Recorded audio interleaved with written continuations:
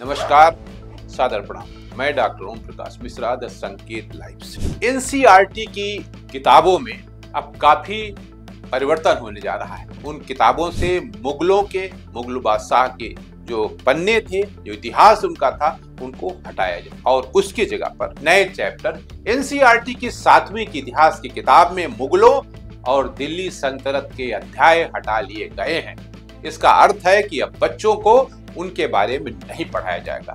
ऐसा नहीं होना चाहिए था, क्योंकि भारत के इतिहास में मुगलों की खास भूमिका रही है और दिल्ली जो भारत की राजधानी है के इतिहास के बारे में बच्चों को अवश्य जानकारी देनी चाहिए। एनसीईआरटी ने महाकुंभ और मेक इन इंडिया जैसे नए अध्याय जोड़े।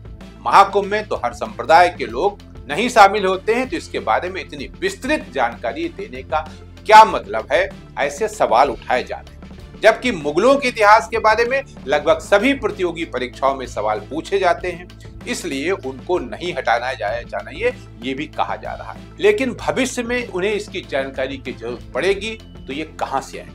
ऐसे में अच्छी बात ये होती है कि बिना किसी कतर विरोध के किताबें प्रकाशित की जाती। हाँ, मेक इन इंडिया को जोड़ना सही है, ताकि बच्चे भारत के आधुनिक, प्राचीन और मध्यकालीन जानकारियों से अवगत हो सकें।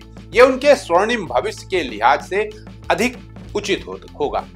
क्रूर आक्रांताओं के नायकत्व देखने की प्रवृत्ति विभाजन की विष भेल को सींचती और समाज को बांटती है, ऐसा लोगों का कहना है। ये समय की मांग है कि छत्रपति शिवाजी, महाराणा प्रताप, राजा कृष्णदेव, राजा चोल, संभाजी या राणा सांगा जैसे योद्धाओं की वीरता की कहानियों को हमारी पाठ्य पुस्तकों में समुचित स्थान मिले। बात चक्कर कुल मिला के इतना है कि वर्तमान सरकार केंद्र की वो अधिक से अधिक किताबों में, चूंकि यही बच्चे आगे बढ़ेंगे, तो जो मुस्लिम डायनेस्टी है उसको समाप्त करना चाहती है और हिंदू राजा महाराजा पूर्वज उनका महिमा मंडन करना चाहती है। अब इसमें विचार भिन्न भिन्न हो सकते हैं, लेकिन खेल चूंकि 80 बनाम 20 का है, इसलिए ये जो कुछ है वो जायज कहा जा सकता है। देर से ही सही, अगर एनसीईआरटी का फैसला दुरुस्त है, मराठा साम्राज्य के नायकों की वीरता और निस्वार्थता की कहानी सुनकर स्वाभाविक ये प्रश्न उठता है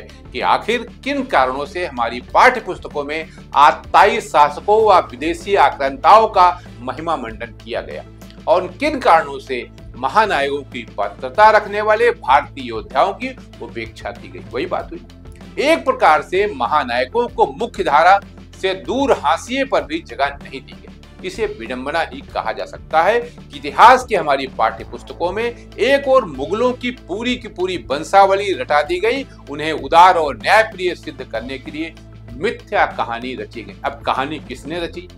हमने तो रची नहीं, समाज ने रची या इतिहासकारों ने रची, जिसने भी रची, और क्या देखा उन्होंने, क्या सुना, उसके आधार पर रची, तो ये वही अच्छा बता सकते हैं। तो दूसरी ओर अनेक वास्तविक महानायकों को चंद पृष्ठों में समेट दिया गया।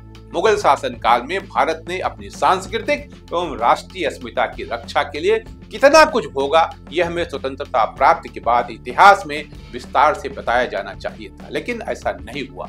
अंग्रेजों से हस्तांतरित सरकारों ने भारत के आहत स्वाभिमान और अतीत के जख्मों पर मरहम लगाने के बजाय उस पर नमक छिड़कने का ही कार्य किया।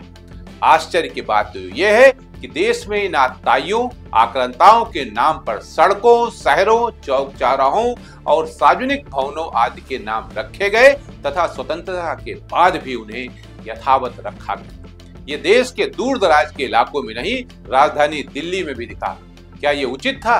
क्या इंग्लैंड में हिटलर के नाम पर किसी सड़क, भवन या चौक चौराहे के नाम रखे जाने की कल्पना की जा सकती?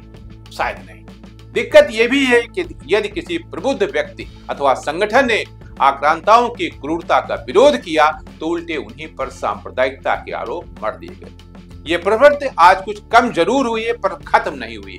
एनसीईआरटी की किताबों में ही मुगल शासकों के बारे में बताया जाता रहा कि उन्होंने टूटे मंदिरों के निर्माण के लिए दान दिए, पर उन्होंने किस कदर हमें लूटा, इसकी पर्याप्त जानकारी नहीं दी गई। ऐसे में उम्मीद यही है कि एनसीईआरटी के नए कदम से हमारे वीर योद्धाओं के साथ साथ कुछ इंसाफ अवश्य होगा। आज के लिए इतना ही। नमस्कार।